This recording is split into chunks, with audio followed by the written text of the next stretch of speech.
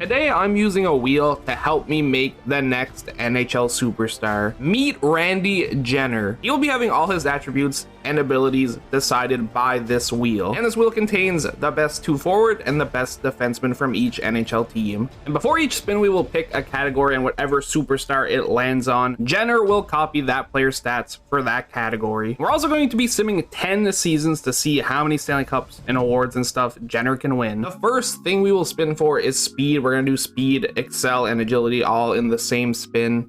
Obviously, a Connor McDavid in this situation is what we want, but let's see what we're going to get. It is going to be, drumroll please, it's taking way longer than I thought. It's Brady Tkachuk. I don't think you want the skating ability of Brady Tkachuk, but I could be wrong. Brady Tkachuk's skating stats aren't terrible, but an 88 across the board, obviously not the best option on the wheel, but it's better than I thought it was going to be. We're gonna move on to strength next. How strong will, I almost said Brady Tkachuk be, but it's Randy Jenner. How strong will he be? He will be as strong as Dougie Hamilton. That is a good one. I just realized a way easier way to do this. I'm just gonna give our guy the whole category. So for example, he's gonna get Brady Tkachuk skating, which means excel, agility, balance, endurance, and speed. For this category, it's gonna be the physical, so he's gonna get Dougie Hamilton's physical. I think that just makes it easier all around. I am gonna split up slap shot and wrist shot though. I think that would be fun. We're gonna also add the endurance and balance from Brady Tkachuk as well. So at 92 balance is pretty good. So far, our man is up to a 61. Next, we're going to do wrist shot, power, and accuracy. Obviously, a lot of great names you could get here.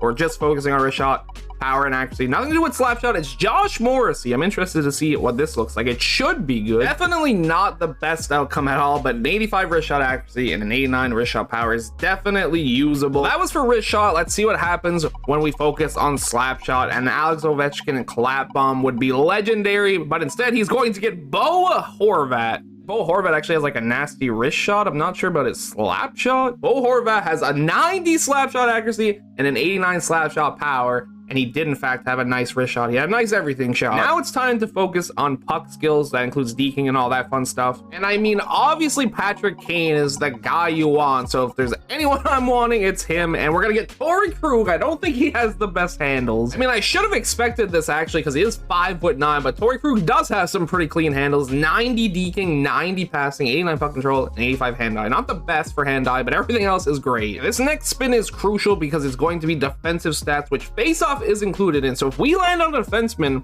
but in the end our player ends up playing center, we're gonna have like 50 face-off, and that's not gonna work. We're spinning it. Patrice Bergeron, please give me Bergeron. That would be amazing. Instead we got Charlie McAvoy. There it is. It's a Boston Bruin, so we were close. With all that being said, Charlie McAvoy's defensive stats are literally elite. We do end up making a defenseman. He's gonna be nasty. 92 defensive awareness, 92 shot blocking, 93 stick checking. The elephant in the room is 55 face-off. So as long as we're not a center. Final category is senses. Who will he sense like? I don't think that made any sense, but this is his hockey senses. It is John Carlson. John Carlson doesn't have the best discipline, but 93 offensive awareness and 90 poise is a big W. As it stands right now, our guy's an 89 overall forward. We don't know if he's playing forward yet, but if he's a forward, he's 89 overall.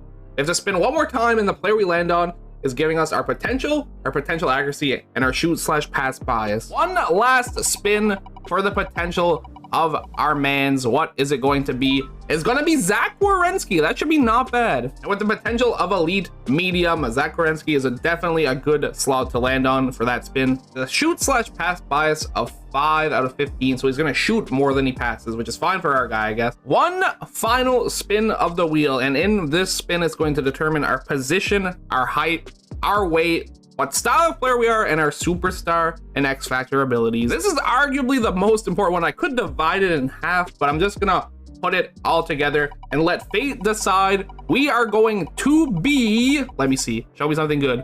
Roman Josi, so we are a defenseman in the end. It just makes sense. Roman Josi has a lot of X Factors and superstar abilities. He has gold, send it, silver puck on a string, silver wheels, silver thunderclap, and silver in reverse. All that being said, Randy Jenner is ready to join the NHL, and there's only one thing left to do: see who he's going to spend his first 3 years in the NHL with. And of course, our wheel is deciding who needs a defenseman, who's getting a defenseman, a 90 overall 18-year-old defenseman. Not Anaheim. No, why is it the Anaheim Ducks? Hey Randy, whatever you do, listen to me. Don't re-sign after the 3 years are up. I'm begging you. Year number 1 with the Anaheim Ducks goes pretty good. They do make the playoffs. They finish with a 40, 31, and 11 record, earning 91 points, making the playoffs by 1 point. Randy Jenner helped a lot, 66 points, second on the team, 18 goals, 48 assists. It was a -9 though, so not the best start there with 59 penalty minutes. McDavid led the entire league in points with 101, and Austin Matthews led the entire league in goals with 55. And unsurprisingly, if you've done a lot of sims in this game, the Toronto Maple Leafs are your Stanley Cup champions, beating the Colorado Avalanche in 5 games. The Anaheim Ducks didn't do that bad. They beat Calgary in the first round in 7 games, but would lose to Vancouver in 5 games in the second round. And Jenner would get his first career playoff goal. He scored 1 goal, 8 assists for 9 points in the playoffs. I'm not going to check much awards. I am always going to see who the MVP of the league was this year was Connor McDavid, and we're going to look if Jenner wins any awards. Speaking of, Jenner is your rookie of the year as he takes home the Calder. Your number 2 is not as hot as Anaheim would finish with a 34, 37, and 11 record, earning 79 points, tying for last in the division. And just so everyone knows,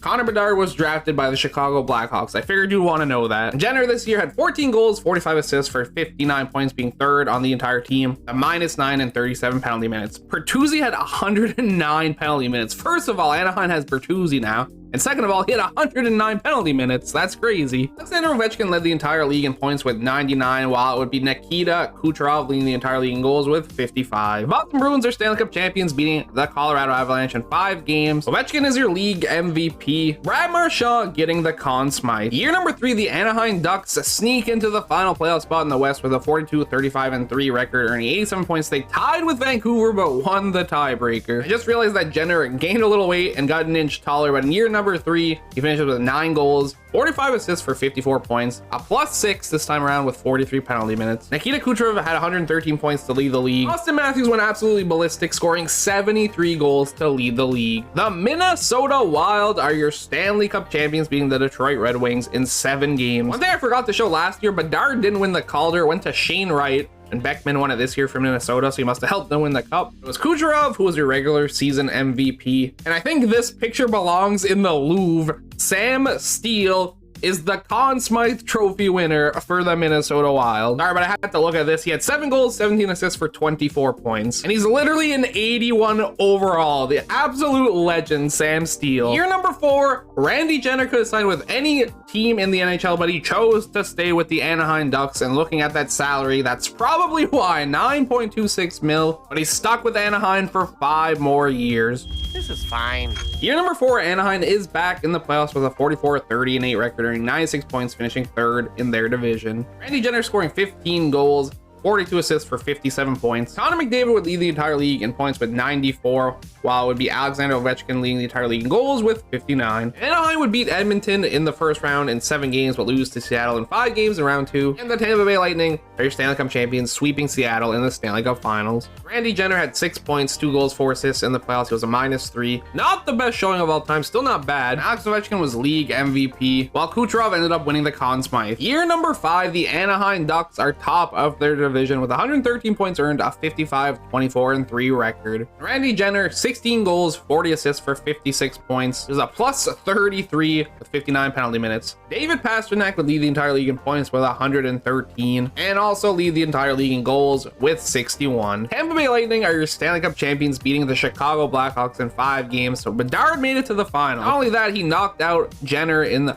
playoffs, beating Anaheim in 5 games in the first round. Ooh, that Seattle-Chicago series would have been sick. Connor Bedard versus Shane Wright. Still no awards for Jenner, but the Vezina and William M. Jennings go to Gibson, and I'm sure Jenner's defensive play probably helped make that happen. The Hart Trophy went to Pastrnak, and for back-to-back years, the Conn Smythe goes to Kucherov. Year number 6, Anaheim goes 44, 29, and 9, earning 97 points, finishing 4th in their division. Jenner had 15 goals, 43 assists for 58 points, being 5th on the team in points. Jason Robertson led the entire league in points with 102. And Nikita Kucherov is still going strong as he'd finished top of the league in goals with 53. Anaheim loses to the Seattle Kraken 5 games in round number 1, and it would be the Minnesota Wild winning the Stanley Cup, beating Carolina in 7 games. I haven't been looking at playoff stats that much, but Jenner scoring 3 goals this playoff for 4 points. Jason Robertson wins the Hart Memorial Trophy. James Norris goes to Cale Makar, who is now on Carolina. I just had to throw that out there. Brandon Hagel is your Conn Smythe winner this year. Your number 7, the Anaheim Ducks finally missed the playoffs again with a 37-36-9 record, earning 83 points for 5th in their division. Randy Jenner had 12 goals, 44 assists for 56 points. He was a -8 with 43 penalty minutes. David Pastrnak led the entire league in points with 104. Connor Bedard slowly creeping his way up though, as he's at 3rd in the league with 98. Man, Nikita Kucherov is just killing it, leading the entire league in goals with 54. And the Dallas Stars are your Stanley Cup champions, beating the Pittsburgh Penguins in 5 games. Sebastian Aho wins the Hart Trophy, and Rupe Hintz would win the Conn Smythe Trophy. Going into year number 8, this is the final year of Jenner's contract unless he signed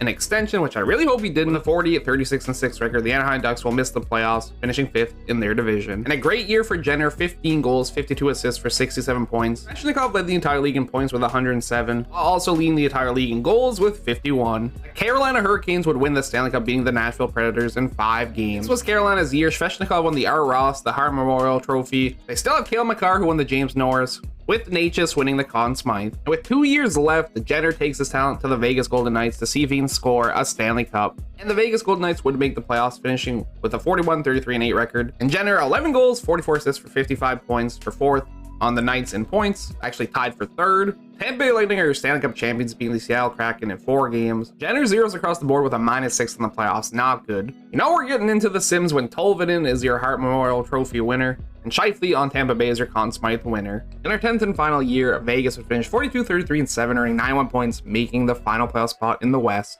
Jenner finished with 9 goals, 45 assists for 54 points. He never truly exploded, but he was a defenseman. I think he's been playing really good, in my opinion. Let's see if he can get a cup. It was Pastrnak who led the entire league in points with 108. Matthews on Buffalo led the entire league in goals with 54. Actually, it was a tie between him and Frank, played on Boston. Bedard's still in Chicago, and he scored 51 goals. Seattle Kraken are your Stanley Cup champions, winning in 7 games against Carolina. They also beat Vegas in the first round in 5 games. Pastrnak would win the Hart Trophy, while Alex DeBrincat on Seattle won the Conn Smythe. And that is going to be it for the career of Randy Jenner. At least for now, he finished with 133 goals, 451 assists for 584 points in 10 years. Definitely not a bad showing, I'd say. Obviously, no Stanley Cups. He never won an award except for the Calder, which kind of stinks. But when you're competing with Cale Makar for Defender of the Year, it's kind of hard to compete. Thank you everybody so much for watching. I hope you enjoyed, and I will catch you in the next one. Peace out.